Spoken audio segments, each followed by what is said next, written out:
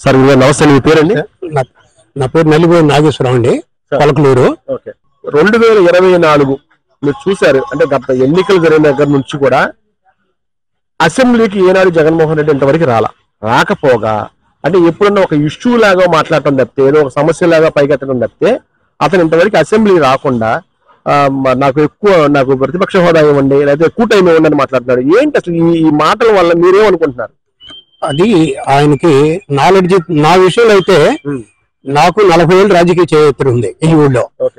ఏంటి భారతదేశంలో BJP party national party, Congress party national party, ఆ తర్వాత కమ్యూనిస్ట్ పార్టీలు నేషనల్ పార్టీలు, తర్వాత ఎన్టీ రామారావు గారు పెట్టిన తెలుగుదేశం పార్టీ నేషనల్ పార్టీ అయింది. ఆయనకి ఇంతవరకు సభ్యత్వాలు చేర్చుకోవడం కానీ ఒక పార్టీని కింద స్థాయి నుంచి నడపటం కానీ ఇంతవరకు చేయలే. ఆయన ఏదంటే ఒక 5 అడుగులు పెట్టుకొని పెద్దిరెడ్డి గారు, వైవి సుబ్బారెడ్డి గారు, కరుణాకర్ రెడ్డి, ఈ విజయసాయి రెడ్డి వీళ్ళందరూ పెట్టుకొని ఒక ప్రైవేట్ లిమిటెడ్ కంపెనీ, అది పార్టీ కాదు అసలు. That is not party. Party అంటే కింద నుంచి గ్రౌండ్ నుంచి సభ్యత్వాలు, గ్రామ కమిటీలు, మండల పార్టీలు, నియోజకవర్గాలు ఆ విధంగా ఉంటాయి. అసలు అది ఏడుంది ఆయనకి? ఆ ప్యాలెస్ లో కూర్చొని డబ్బు సంపాదించుకున్నాడు. ప్యాలెస్ లో కూర్చొని ఆ 5గురితో మాట్లాడుకొని 5గురిని 5 భాగాలు చేశాడు, రాష్ట్రాన్ని దోచేశారు అంతే. అంతకన్నా ఇంకేలేదు. ఆయనకి ప్రతిపక్ష హోదా రాలేదంటే ఎట్లా వచ్చింది? నువ్వు వెళ్ళాలి, ప్రజల్లోకి వెళ్ళాలి, నీకు 23 సీట్లు రావాలి, 18-19 సీట్లు రావాలి కనీసం. అవి రాలా, 11 వచ్చినాయి. నువ్వు పరిమితం అవ్వు, నువ్వు ఫైట్ చేయి, పోరాటం చేయి, నువ్వు మంచిది. ఈ ప్రభుత్వంలో ఏమైనా తప్పులుంటే ఒప్పి చెప్పు, అసెంబ్లీకి వెళ్ళి వాడు. నీకు ఇచ్చిన 4 టైంలో ఎక్కువ ఇవ్వాలంటే ఎట్టాడు ముఖ్యమంత్రి? ఎక్కువ 164-175 మంది సమాధానం చెప్పాలి ముఖ్యమంత్రి గారు. ఏది నువ్వు ఒక్కడికే చెబుతాడా? నువ్వు ఒక్కడే నీకు మైక్ ఇస్తే నువ్వేం చేస్తావు? 175 మందిలో నువ్వు ఒకడివే. నువ్వు ఇవాళ 10 మందిలో ఎమ్మెల్యేవే. ప్రతిపక్ష హోదా లేదు నీకు. ప్రతిపక్ష హోదా కావాలంటే 19 మంది కావాలి, అది లేదు. నువ్వు ఎలా? నువ్వే ప్యాలెస్ నుంచి కథలు అధికారంలో ఉన్నప్పుడేమో కట్టన్స్ వేసుకొని వెళ్ళావు, పరదాలు కట్టుకొని, కనీసం చెట్లు కూడా బతకనీలా. నువ్వు ఎట్లా? నీకు లీడర్గా నువ్వు ఎలా అవుతావు? నువ్వు పరిమితం ఏంటంటే డబ్బు సంపాదించుకోవడానికి వచ్చావు, సంపాదించావు, ఇంకా సంపాదించాలనేది ఇక కల్లా. నువ్వు ముఖ్యమంత్రి అవడం అనేది ఇంపాసిబుల్. కానీ నా హయాంలో 17 మెడికల్ కాలేజీలు కట్టాను, ఈ ప్రభుత్వం ఇంకా దాన్ని పునరుద్ధరించుకోలేకపోతుంది అని ప్రగల్భాలు వెళ్తున్నారు కదా సార్. మరి 17 కాలేజీలు కట్టాడా? 17 కాలేజీలు, కొన్ని ఫౌండేషన్, కొన్ని పిల్లర్లు వేసినాయి. ఆయన బంగ్లాలు పార్టీ 21 జిల్లాలకి 21 పార్టీలు వేశాడు. అందంగా ఆక్యుపై చేసుకుంటూ 2 ఎకరాలు కొన్నాడు, ఆక్యుపై చేశాడు. ఆయన బిల్డింగ్లు కట్టాడు కదా. ఆయన పార్టీ కార్యాలయాలు ఎవరున్నారని పార్టీకి? నీకు నీ ప్యాలెస్ లోనే నీ పార్టీ కార్యాలయాలు అక్కర్లేదు. అలాంటి అంత కట్టినోడివి వైద్య కళాశాల కట్టొచ్చుగా. నీకు ప్యాలెస్ కట్టావు అక్కడ వైజాగ్ లో, ఋషికొండ ప్యాలెస్. అది లేకుండా నీకు ఎందుకు అంత అవసరమా? రాజధాని ఇక్కడ ఉంది, 33-34 వేల ఎకరాలు నీకు ఇచ్చాడు.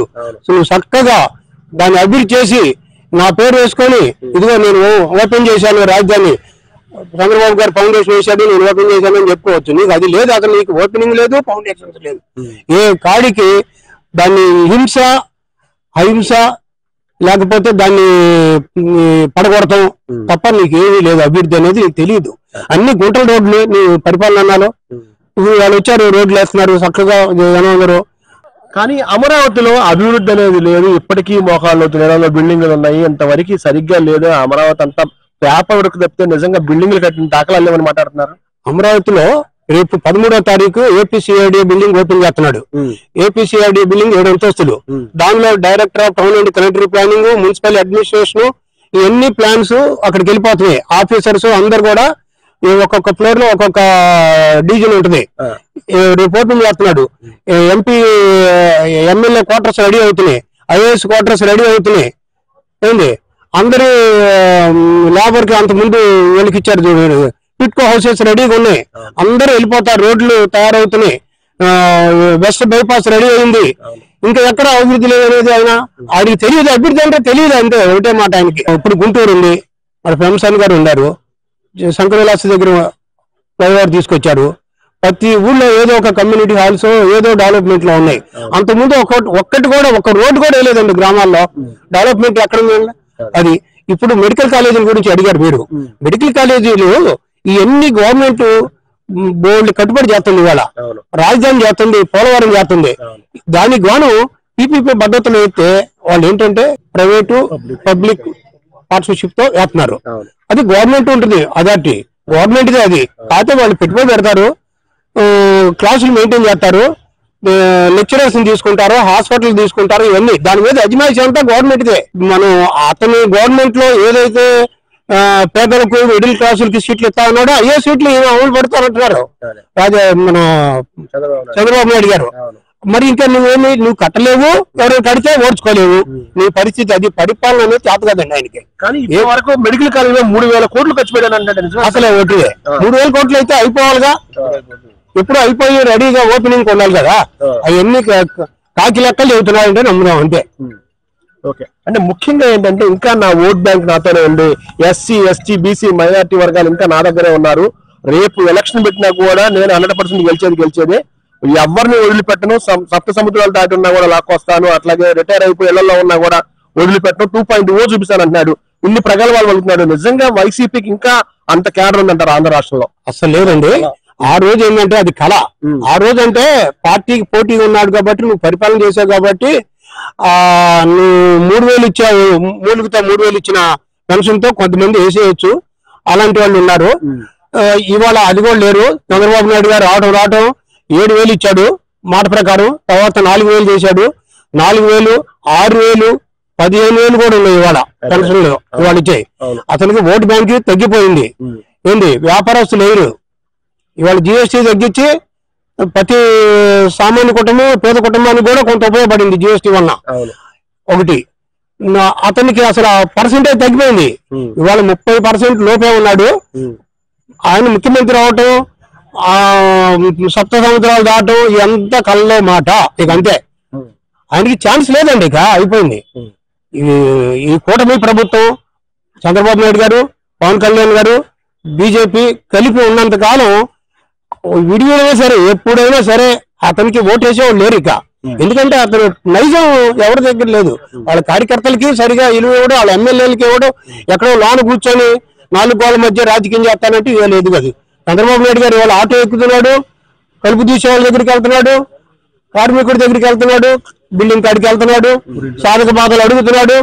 ఏంటి ఆ బాధలన్నీ తీరుస్తున్నాడు. ఎక్కడ కూడా ఈ పరిపాలనలో సుభిక్షంగా ఉండాలంటే అందరూ, అన్ని వర్గాలు సుభిక్షంగా ఉన్నాయి. కాబట్టి అతను వచ్చే ప్రసక్తి లేదు. అది కళ. ఇక 2.0 లేదు, ఇక 4 కూడా ఉండదు ఆయనకి ఇక.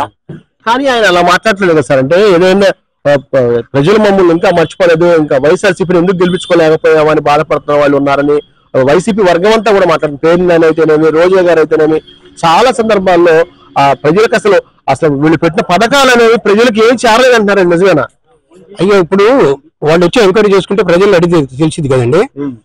ఇప్పుడు ఆయన ఏంటి, పేరు నాని గారు ఒక్కడే కూర్చున్నాడు. ఆయన నిన్నటి దాకా బియ్యంతో దొంగ బియ్యం వ్యాపారం చేశాడు. ఏంటి రోజా గారేమో తిరుపతి టికెట్లు అమ్ముకుంది. ఏంటి ఆడతా పాడతా అని 100 కోట్లు చెప్పేసింది. ఆమెకి వీళ్ళందరూ ఏంటంటే సంపాదించుకున్నారు, డబ్బు ఉంది, ఇప్పుడు కాకపోతే ఇంకోసారి ఏమైనా వచ్చిద్దామని ఆశతో ఉన్నారు ఆయన కోసం. ఏంటి ఆయన కూడా లేకపోతే వీళ్ళు అసలు 4 రూపాయలు ఏదో ఎంపీటీసీ కన్నా తక్కువ, గ్రామ సర్పంచ్ కన్నా తక్కువ వీళ్ళందరూ కూడా. కాకపోతే ఏంటంటే వాళ్ళకి ఆయన అంటుంది, ఆయన ఇట్ట వాగితే గానీ ఆయన మన దగ్గర తీసుకోవడం అనేది కానీ వీళ్ళకి ఒక రాజకీయం కానీ ఒక పాలసీ కానీ అది లేదు. అది అసలు పార్టీ కాదు, ప్రైవేట్ లిమిటెడ్ కంపెనీ. పార్టీ అంటే పోలిట్ బ్యూరో, గ్రామ స్థాయి నుంచి మాకుంది, తెలుగుదేశం వాళ్ళకు ఉంది, సభ్యత్వాలు ఉన్నాయి, జనసేనకు ఉంది సభ్యత్వాలు ఉంది, బీజేపీకి ఉంది సభ్యత్వాలు. నీకు ఆడ సభ్యత్వాలు ఏంది అట్లా? మనం ఒకనాడు ట్యాగ్ వేసుకున్నావు, ఏది వీళ్ళందరూ చూసి కాపీ కొట్టావు, తెలుగుదేశాన్ని చూసి కాపీ కొట్టావు. ట్యాగ్ వేసుకోవటం, కండ వేసుకోవటం, టోపీ పెట్టుకోవడం తెలుగుదేశానికి ఆనవాయితీ. అది ఇంట్రారావు గారి కాడి నుంచి వచ్చింది.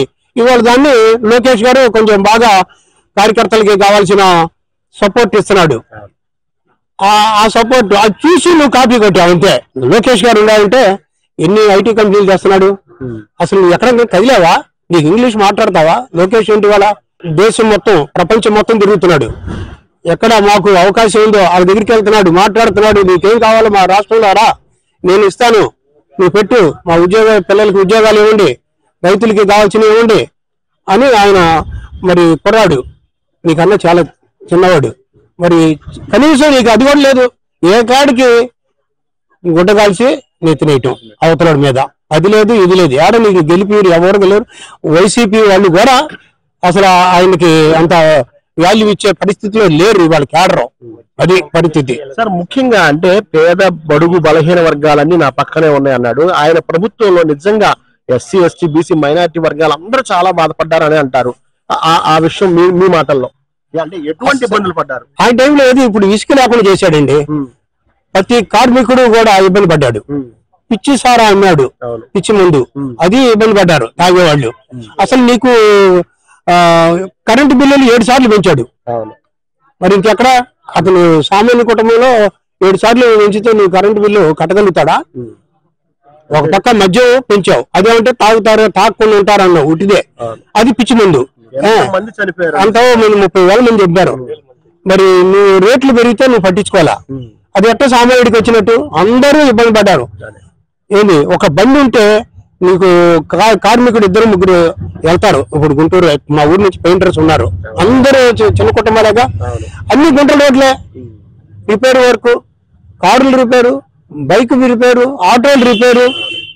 ఆటోల వాళ్ళు ఎంత ఇబ్బంది పడ్డారు అసలు. రోడ్లు దారుణంగా ఉన్నాయి. నీకేదో అభివృద్ధి ఎక్కడ లేదు. అభివృద్ధి లేదు, అభివృద్ధి లేదు. నీకు పేదలకు సహాయం చేసింది లేదు. పేదలు సాయం చేయాలంటే వాళ్ళ కరెంటు బిల్లు రేపు నుంచి నవంబర్ నుంచి తగ్గిస్తానన్నాడు చంద్రబాబు గారు. నువ్వు కరెంటు బిల్లు 7 సార్లు పెంచావు. ఎట్లా సామాన్యుడికి? కరెంటు బిల్లు 300 దాటితే పెన్షన్ తీసేసావు.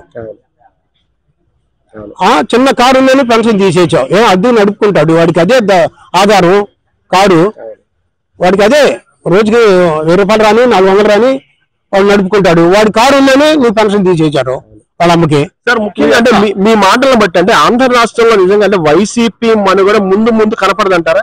అస్సలు లేదు సార్. ఆయన డబ్బు ఉంది కాబట్టి ఈ 4 ఏళ్ళు నడుపుతాడు ఈ 3.5 ఏళ్ళు. రేపు ఎలక్షన్కి వచ్చేసరికి ఈ 11 సీట్లు ఉండవు. ఏంటి ఇక పార్టీ మూసేసుకోవడం, అందరూ వాళ్ళే వెళ్తారు. ఇవాళ నిన్న నర్సీపట్నం వెళ్ళాడు, వచ్చేసారు అందరూ. ఇంకా పార్టీ అనేది అది పోటీ ఇచ్చేది, కూటమి ప్రభుత్వానికి పోటీ ఇచ్చేది అనేది ఇంపాసిబుల్. అది అంటే ముందు వైసీపీ అనేది కనుగొనగా అయితే దాని అనుమానం లేదు. నాయకుడు కానీ పార్టీ ఉండరు. రేపు మాపో పెద్దిరెడ్డి వెళ్తాడు. ఏంది అట్లాగే వైవి సుబ్బారెడ్డి కూడా ఇక అబ్బాయి చాలేరామానికి ఇక ఆపుకుందాం, రాజకీయ పార్టీ మన వల్ల కాదు అని ఆపెడతారు. అది వాళ్ళకి మనుగడ లేని పార్టీ. అది నీకు పునాదులు లేని పార్టీ నిలవదండి. బిల్డింగ్ ఎలాగో పడిపోయిద్దో పునాదులు లేని బిల్డింగ్ పార్టీ కూడా అంతే. సార్ నిజంగా యాజ్ ఎ సీనియర్ గా మిమ్మల్ని అడుగుతున్నానంటే ఇటువంటి అంటే బాధ్యత రహితంగా నిజంగా అంటే ఒక కేడర్ స్థాయి కూడా లేని వ్యక్తిని మరి ఆంధ్ర రాష్ట్ర ప్రజలు సీఎం ఎలా చేశారంటే ఏ కారణాల వల్ల? అది చెబుతా. ఏ కారణం వల్ల అంటే వాళ్ళ నాన్నగారు ఒక 2 పథకాలతో బయటకు వచ్చాడు ఆ రోజు. ఫీజు రీఎంబర్స్మెంట్ కి ప్లస్ ఆరోగ్యశ్రీతో వచ్చాడు. అది చేస్తాడేమో అనుకున్నారు. కానీ వాళ్ళ నాన్న చూసి ఆ రోజు ఓట్లు వేయటమే కానీ ఈయనకి 60 సీట్లు వచ్చినా అధికారం వచ్చినా వాళ్ళ నాన్న వల్ల వచ్చింది. ఇతనికి అసలు ఏమీ తెలియదు. అంతే పరిపాలనలో కరెక్ట్ గా. కాకపోతే ఏంటంటే ఐపీఎస్ వాళ్ళు బెదిరించి, పోలీసులు బెదిరించి పరిపాలన చేశాడు. ఐఏఎస్ వాళ్ళు భయపెట్టి పరిపాలన చేశాడు. అంతకు తప్పితే ఆయనకి పరిపాలన లేదు. అది కరెక్ట్ కాదు. ఏంటి ఆ పార్టీ మనుగడ చేయాలి అంటే అసలు ఏ పార్టీ అయినా పునాదులతో కాడర్తో నిండి ఉండాలి. కింద నుంచి పై దాకా నియోజకవర్గం దాకా కమిటీలు బలంగా ఉండాలి. అవి లేవు నీ దగ్గర. నువ్వు ఒక్కడే ఏం చేయలేవు. నీ దగ్గర డబ్బు ఉంది, నీ చుట్టూ ఉన్న ఇప్పుడున్న క్యాడర్ కొంతమంది ఉంటారు. కొటారి బ్యాచ్ అది ప్రైవేట్ లిమిటెడ్ కంపెనీ అంతే. దట్ ఇస్ నాట్ పార్టీ అంతే. ముఖ్యంగా 2019 నుంచి 24 వరకు లా అండ్ ఆర్డర్ అంటే ఒక డిపార్ట్మెంట్ అంటే పోలీస్ డిపార్ట్మెంట్ బలంగా ఉంటేనే వ్యవస్థలన్నీ కూడా బలంగా ఉంటాయి. కానీ అప్పటికి ఇప్పటికి మీరు గమనించిన తేడా ఏంటి? ఇప్పుడు రౌడీ కూడా చంద్రబాబు నాయుడు గారు ఏమంటున్నాడు, నా పార్టీ వాడైనా సరే కల్తీ సారా అంతే ఎమ్మటే సస్పెండ్ చేశాడు. ఇల్లీగల్ గా ఒక అతను పోస్టులు పెడితే ఎమ్మటే పార్టీ సస్పెండ్ చేసి అరెస్ట్ చేయించాడు. అది నువ్వు చేయలే, నువ్వు ప్రోత్సహించావు. అసెంబ్లీలో ఎట్టబడితే అట్లా మాట్లాడుతుంటే బాబు గారిని, ఆయనకి 40 ఏళ్ళు సర్వీస్ రాజకీయాల్లో, 4 సార్లు ముఖ్యమంత్రి, 3 సార్లు ప్రతిపక్ష లీడరు, ఒక హోందా గల్లాడు, తెలియగల్లాడు, విజనరీ, ఆయన్ని ఎట్టబడితే అట్లా మాట్లాడుతుంటే నువ్వు నవ్వావు. అది తప్పు రాజకీయాల్లో. నువ్వు చెప్పాలి అది తప్పు పెద్ద ఆయన అని చెప్పాలి. అది చెప్పలా. అది ఎప్పుడైతే చెప్పలేదో నీ పతనం అదే స్టార్టింగ్, అంతే. ఫైనల్ గా ఆంధ్ర రాష్ట్రంలో వైసీపీ అనేది కనపడదు అంటారు? 100% కనపడదు. ఇక ఏదన్నా వస్తే రేపు ఎలక్షన్ వరకు ఏదైనా పోటీ కొద్ది సార్లు వస్తారు, అవి ఓడిపోతారు. ఈ 11 కూడా రావు. 100% ఎటు పక్షులు వెళ్ళినట్టుగా ఇంకొక పార్టీలోకో ఏడకో ఎగురుతాయి. కొంతమంది రాజకీయంగా కనుగొనగలుగుతారు. అంత తప్పితే ఇక ఆ పార్టీకి ఫ్యూచర్, నో ఫ్యూచర్.